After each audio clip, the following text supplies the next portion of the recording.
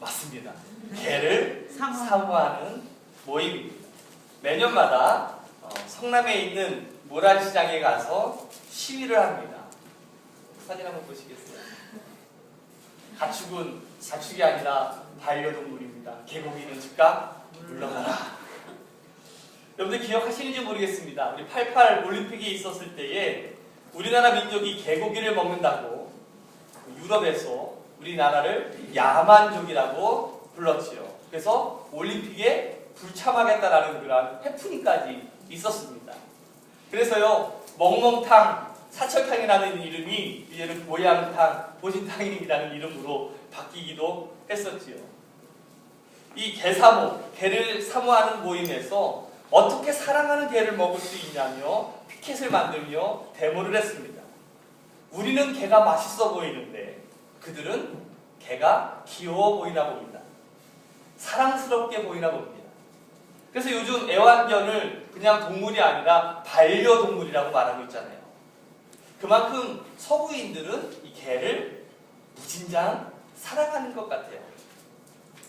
여러분들 70년대에 그 월남전이 있었습니다. 우리나라 군인이 한 60만 명이나 되는 그러한 장정들이 월남에 가서 전쟁을 했었죠. 그러니까 전투를 하다 보니까 당연히 전쟁 포로가 생기게 마련이잖아요. 그래서 이제 많은 군인들이 전쟁 포로로 잡혀가게 되었는데, 그런데 이 하노이의 어느 포로 수용소에는요, 식량난이 나가지고 한 6개월 동안 포로들에게 먹을 거를 주지를 못했어요. 그럼 한번 상상을 한번 해보십시오. 서양 사람들이 있는 그 수용소 안에 어떤 일들이 일어났을까요? 6개월 동안 먹을 걸 주지를 못했어요. 오늘 개를 잡아 먹었을까요? 안 잡아 먹었을까요? 6개월 동안 못 먹었다니까요. 당연히 잡아 먹었습니다.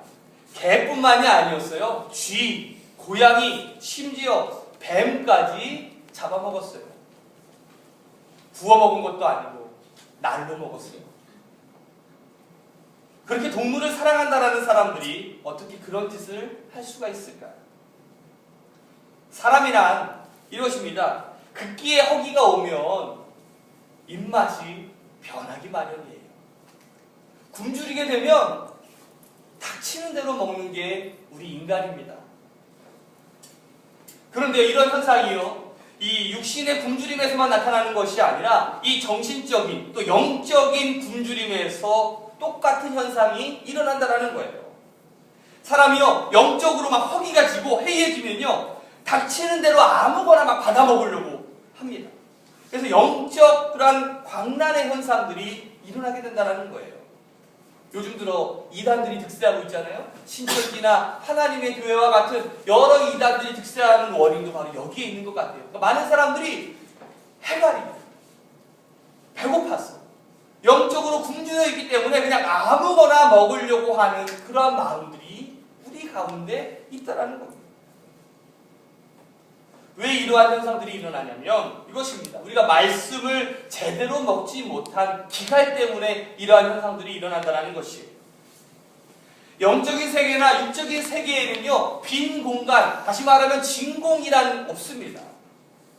사람은 무언가 어떤 것으로도 내 자신을 채워야 돼요. 배가 고프면 어떻게 해야 됩니까? 먹는 걸로 채우죠. 심지어 정말 먹을 게 없으면 무엇으로 채우냐면 물 마셔서라도 채워요. 왜? 무언가 채우지 않으면 살 수가 없기 때문에 그렇죠. 영적인 것도 마찬가지예요. 내 영적인 것도 무언가로 채우지 않으면 그 사람은 살 수가 없는 거예요. 어느 한 알코올 중독자가 있었습니다. 알코올 중독자 아시죠? 네. 술을 끊지를 못하는 거예요. 술 때문에 직장도 잃어버리고 사랑하는 가족도 잃어버리게 되었어요. 그래도 이 술을 끊지 못해서 정말 마지막 지푸라기라도 잡는 심정을 가지고 목사님을 찾아갔습니다. 목사님이 이렇게 얘기하는 거예요. 정말 술이 마시고 싶거든. 우유를 사서 정말 목구멍까지 찰 때까지 한번 드셔보세요. 뭐 우유 마신다고 되나요? 역시 목사 찾아온 내가 잘못이지 하고서 돌아서서 길을 걸어가고 있는데 갑자기 저기 옆에 뭐예요? 술집 간판이 보여요. 그러니까 사람은요, 참 신기한 게 내가 관심 있는 것만 보여. 그렇지요? 어떻게 어디 길을 가더라도 내가 관심이 있는 것들만 보여요. 안 그런 것처럼 하고 계시는데 이 사람도 이 술집 간판, 술이 딱 간판에 보이는 거예요. 내 마음은, 내 정신은 내가 가고자 하는 길을 가야 되는데 이 발은요 어떻게 하고 있어요? 그 술집을 향해 가고 있는 거예요. 나도 모르게 가고 있는 거예요. 그러다가 정신이 번쩍 나면서 목사님이 했던 말이 생각이 나는 거예요. 아, 술이 먹고 싶을 때는 뭘 마셔라? 우유. 그 앞을 딱 보니까 편의점이 보이는 거야. 바로 달려가가지고 1리터짜리 우유 큰 거 하나를 샀습니다. 그리고 막 꿀꿀꿀꿀 마시는 거예요. 1리터 가지고는 내 마음이 다 채워지진 않는 것 같아. 그래서 1리터를 다 샀습니다. 막 꿀꿀꿀 먹는데 더 이상은 먹을 수 없는 거예요. 막 조금만 더 한 방울이라도 먹으면 이제는 막 나올 것 같은 생각이 드는 거예요. 이 사람이 술이 먹고 싶을까요? 아니에요. 왜? 이미 그 사람의 마음에는 무엇으로 가득 찼기 때문에? 우유로 가득 찼기 때문에 더 이상 이 술이라는 것이 들어갈 수가 없다라는 거죠. 갈라디아서 5장 16절의 말씀에 보면 이런 말씀이 있습니다. 너희는 성령을 쫓아 행하라. 그리하면 육체의 욕심을 이루지 아니하리라. 성령을 채우면 우리의 육체의 욕심이 사라지게 된다라고 말하고 있어요. 지금 한국 교회와 사회는요, 온통 이 육체의 욕심을 채우기 위해서 살아가고 있습니다. 어떻게 보면 물질 만능주의의 시대를 살아가고 있는지도 몰라요. 그래서 우리의 삶이요, 이 죄의 늪에 빠져가지고 우리가 점점 죽어가고 있는지 몰라요. 막 나오려고 발버둥 치면 칠수록 그 죄 가운데 빠져나가는 거죠. 여러분들 그 개구리를 삶아 먹을 때 어떻게 삶아 먹는지 아시죠? 처음에 뜨거운 물에다 개구리를 확 집어넣습니까? 아니죠. 어떻게 합니까? 서서히 데펴요. 그러면 서서히 죽어가죠. 우리의 마음이, 우리의 모습이 그런 이 개구리와 같은 모습으로 바뀌어가고 있다는 거예요. 여러분들 교회가 위기와 환란에 처하게 될 때에 항상 끊임없이 교회는요, 기본으로 돌아갔어요. 근데 기초로 돌아간다는 것이 굉장히 중요한데, 여러분들 기본으로 돌아가기 위해서 오늘 이 시간에 저와 여러분들이 우리를 변화시키는 하나님의 계획이라는 그런 주제를 가지고 우변화, 이 주제를 가지고 이 로마서를 통해서 함께 은혜를 받고자 합니다. 세대마다 교회는요, 이 로마서의 중요성을 알았어요. 특히 여러분들 종교개혁 시대에 이 마틴 루터 아시죠? 이 마틴 루터가 이 로마서를 통해서 카톨릭의 부패를 알렸고, 근데 19세기에 자유주의와 인본주의가 득세할 때도요, 이 로마서라고 하는 이 주제를 가지고, 이 성경을 가지고 복음주의로 회복되는 이러한 놀라운 역사들이 일어났어요. 오늘을 살아가고 있는 우리도요, 어떻게 보면 우리가 포스트 모더니즘을 살아가고 있지 않습니까?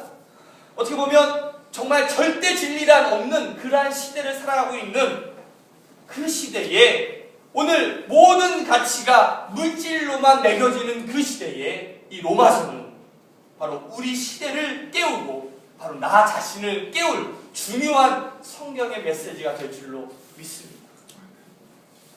로마서는요, 일종의 기독교 선언이에요. 칼빈은 이렇게 말하고 있어요.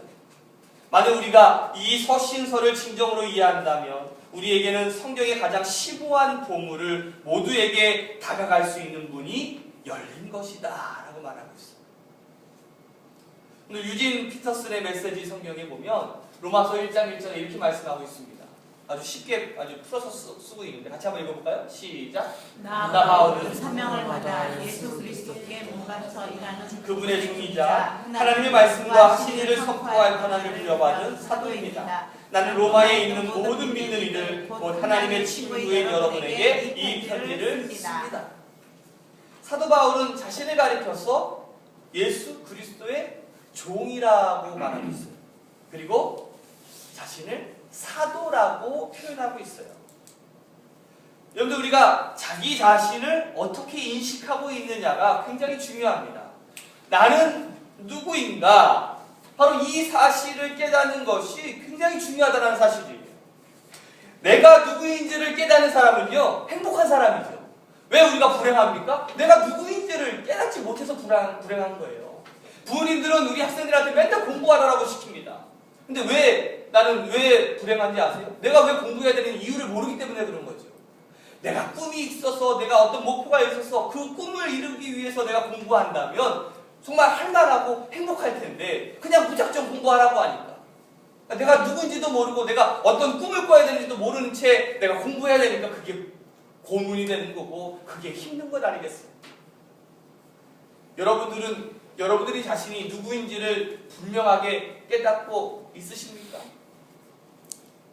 사도 바울이 자신을 가리켜서 뭐라고 말하고 있다고요? 종이라고 말하고 있어요. 자, 나는 그리스도의 종입니다. 노예입니다.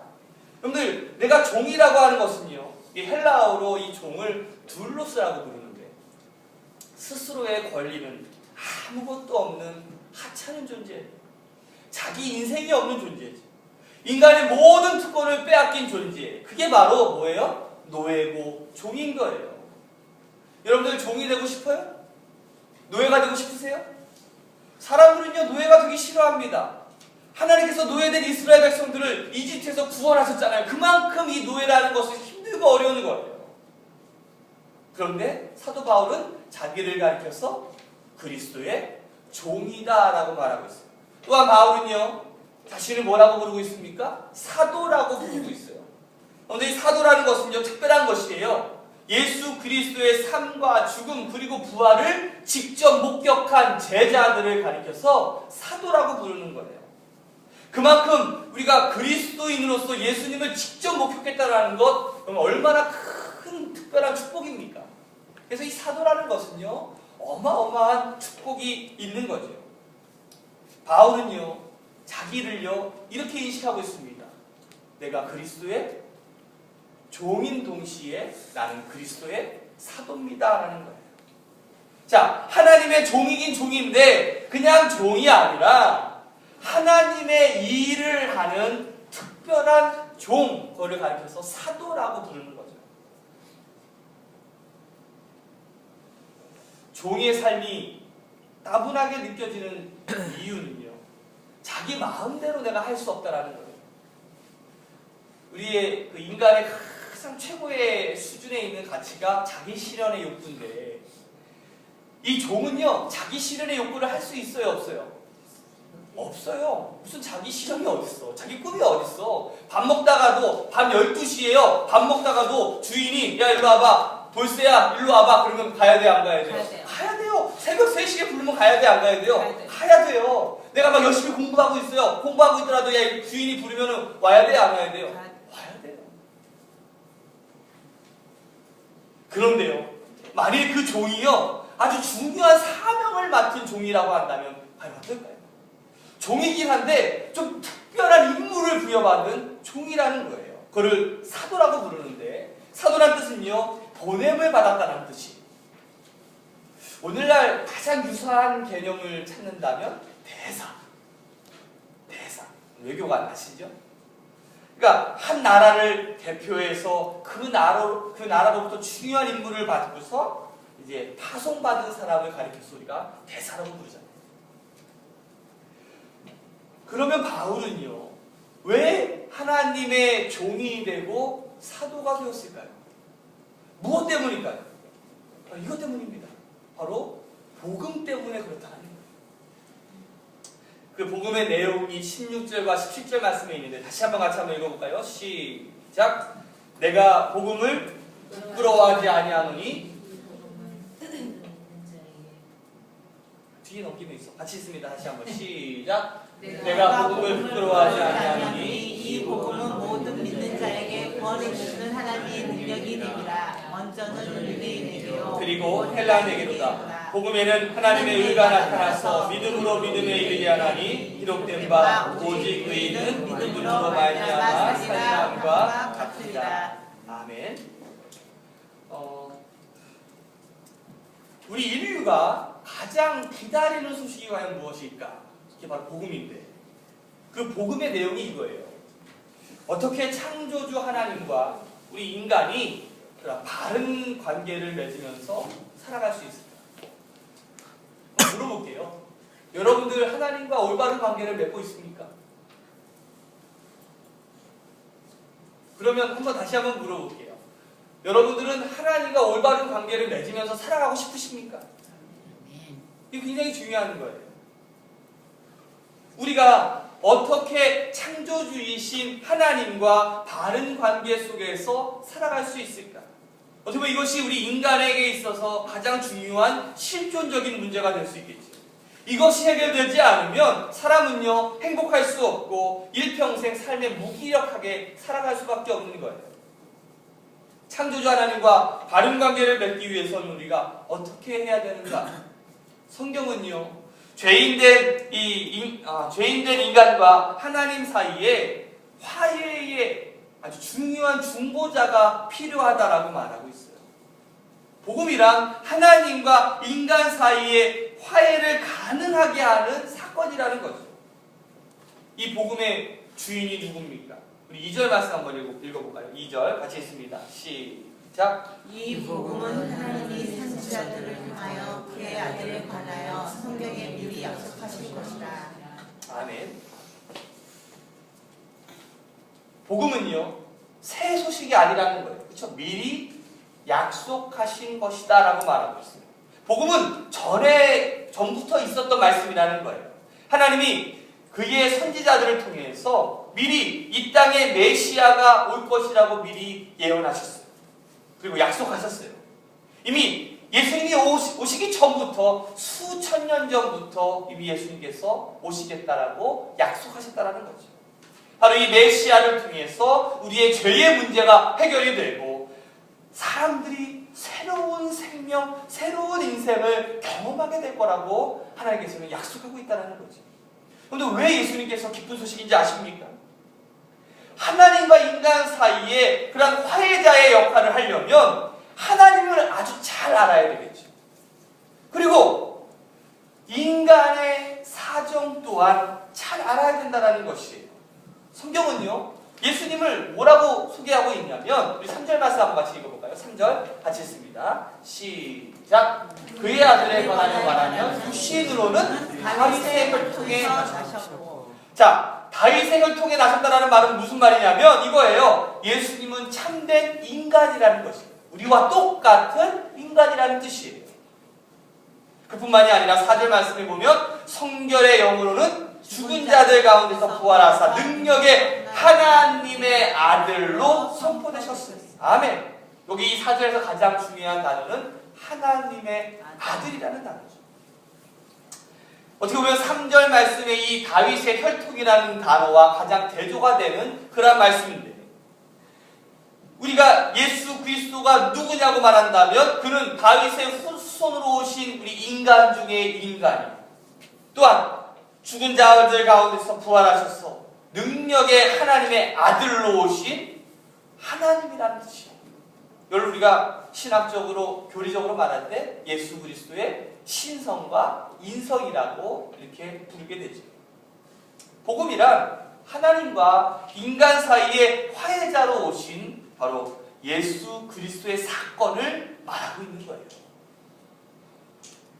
그래서 사도 바울은요, 이렇게 말하고 있는 거예요. 나는 복음을 위해서 하나님과 사람 사이의 화해를 위해, 그리고 인간이 다시금 하나님을 사랑하고 올바른 관계를 맺기 위해서 바로 내가 하나님을 섬기는 자가 되기 위해서 내가 그리스도의 종이 되었고 그리스도의 사도가 되었다라고 말하고 있는 거예요. 사도 바울은 이러한 자기인식이 분명하게 있었어요. 그렇다면 문제는 사도 바울은 내가 누군지를 분명하게 알았어요. 그래서 이 사도 바울은 어떻게 보면 행복한 사람이에요. 문제는 뭐예요? 여러분들이에요. 한번 옆 사람한테 이렇게 인사해 보세요. 당신은 누구십니까? 당신은 누구십니까? 나는. 이게 중요해요. 내가 누구인지. 그냥 나는 이쁜 사람이에요. 속이지 마세요. 세상에 이쁜 사람이 천지야. 우리 성남 교인들도 다들 이뻐요. 다 이뻐요. 다 이뻐요? 우리가 나는 누구인가, 나는 어떤 사람인가를 발견하는 게 굉장히 중요한데, 내가 누구일까요? 라고 이렇게 물어볼 때 참 중요한 사건이 하나가 있어요.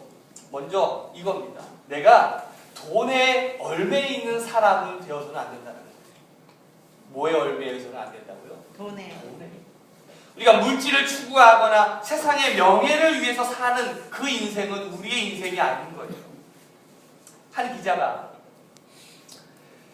미국 최대 부자 하면 이 록펠러를 생각할 수 있잖아요. 이 록펠러의 딸에게 이렇게 묻습니다. 당신은 모든 여성이 부러워하는 여성입니다.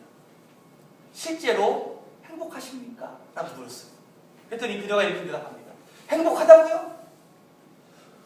누가 돈으로 행복을 살 수 있습니까? 우리를 행복하게 하는 것 중에는 돈의 힘으로 안 되는 것들이 너무나 많아요. 나는 행복하지 못합니다. 나를 부러워하고 있는 사람들에게 꼭 이 말을 전해주세요. 나는 행복하지 않습니다. 돈이 있으면 행복할 것 같은데 행복하지 않대요. 돈이 있어봐야 우리가 참 그걸 알겠지요. 돈이 없는 우리는 그냥 돈이 있어 봤으면 하는 그런 생각이 있는지도 모르겠어요. 근데 돈이 있어 본 사람들의 이야기는 그래요. 근데 가만히 생각해보니까 그렇더라고요. 한 마을에 조상에게 많은 유산을 물려받은 부자가 있었습니다. 그 옆집에 항상 그 부자 옆집에는 뭐가 있을까요? 찌질이도 가난한 사람이 있었어요. 그런데 가난한 주제에 이상하게 그 집에는요 웃음소리가 끊이질 않는 거예요. 막 여유가 넘쳐나는 거예요. 그것을 보니까 부자는요 항상 못마땅 했어요. 제대로 지지리도 먹지도 못하는 게 아주 여기저기 나눠주는 꼴이 지나 잘 살지. 항상 이렇게 비꼬면서 그런 삶을 살았습니다. 자신은요 어려운 사람에게는요 단 한 번도 나눠본 적이 없었어요. 자기의 가장 기쁨은 이거였어요. 창고에 쌀가마가 하나씩 쌓여주는, 그래서 그걸 하나씩 세보는 낚시로 사는 게 이 부자의 삶의 낙이었어요. 뿌듯했어요. 내 재산이 쌓여지는 그 모습을 보면서. 여러분들도 통장 보면서 돈이 동그라미가 하나씩 늘어날 때마다 기뻐하는 것처럼 말이에요. 아들이 묻습니다. 아버지, 우리가 이 동네에서 제일 부자 맞아요? 맞지. 아주 자랑스럽게 얘기합니다. 아들한테 아주 뿌듯하게 얘기합니다. 우리 마을뿐만 아니라 옆 마을, 아니 이 주변 마을에서 우리만큼 부자는 없어. 그런데 이 아들이 이렇게 얘기하는 거예요. 아버지, 옆집이 더 부자인 것 같아요. 그 집 아이는 늘 모자라는 게 없대요. 부자가 어이없는 듯이 묻습니다. 야, 그의 옷을 한번 봐라. 다 떨어져가지고 기우지도 못하는 그 그지 같은 옷을 입고 다니는 그 모습을 봐라. 아들이 말합니다. 아니에요, 아빠. 오히려 엄마가 정성껏 기워준 옷이라고 해서 내 옷보다 훨씬 더 튼튼하대요. 아버지가 말합니다. 야, 우리 집 창고를 봐봐. 우리 집 창고에는 얼마나 쌀이 많냐. 야, 쌀이 헤아릴 수만큼 없이 이렇게 많아. 그 집은 맨날 쌀떡에 그냥 팍팍 긁는 소리 나지 않냐. 그나마 있던 쌀도 그냥 동네방네 그냥 다 퍼주고 나눠준다고 해가지고 지질이 궁상맞게 살고 있지 않나. 아버지, 제가 궁금한 게 그거예요. 우리 집은 쌀이 그렇게 많아도 남에게 줄 쌀이 없는데 그 집은 쌀이 없어도 항상 남에게 줄 쌀이 넘쳐나잖아요. 우리 부자 맞아요? 한번 여러분 이렇게 한번 얘기해 보십시오. 나는 부자가 맞습니까? 제가 대학교 때 저희 멘토 교수님은 저에게 이런 말을 했었어요. 저에게요, 돈보다 더 중요한 것이 있다라고 가르쳐 주셨어요. 인생을 돈벌이에만 전념하는 것은요, 야망의 빈곤을 나타내는 것이에요. 부자가 되기만을 꿈꾸는 것은요, 스스로에게 너무 적은 것을 요구한다는 거예요. 바로 나의 가능성은 돈보다 위대하다고 끊임없이 알려주셨던 멘토 교수님이 계셨어요.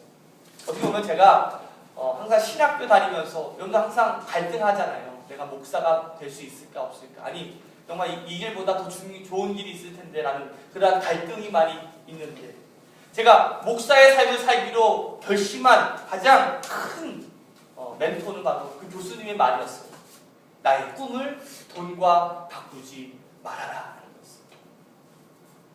제가요 현실을 전혀 모르고서 말하는 것이 아니에요. 우리가 사는 시대가 정말 힘들고 어렵지 않습니까? 근데 오죽하면 이런 말이 있겠어요. 삼포 시대라는 말이 있어요. 들어보셨죠? 돈 때문에 연애, 출산, 결혼까지 포기한 세대. 88세대는 들어보셨죠? 88만 원 세대. 88만 원으로 생활하는 20대 비정규직. 새로운 용어 제가 하나 배웠어요. 2900. 20대의 90%는 전부 백수. 장미족이란 말 들어보셨어요? 장기간 미취업자. 힘든 시대를 살아가고 있습니다. 근데 황상민 교수라는 그 교수님 아시지? 행복에 대한 조건에 대한 이야기냐. 한국의 부자들이라는 강의를 했던 그러한 교수님께서 이런 재미나는 글을 하나 쓰셨더라고요.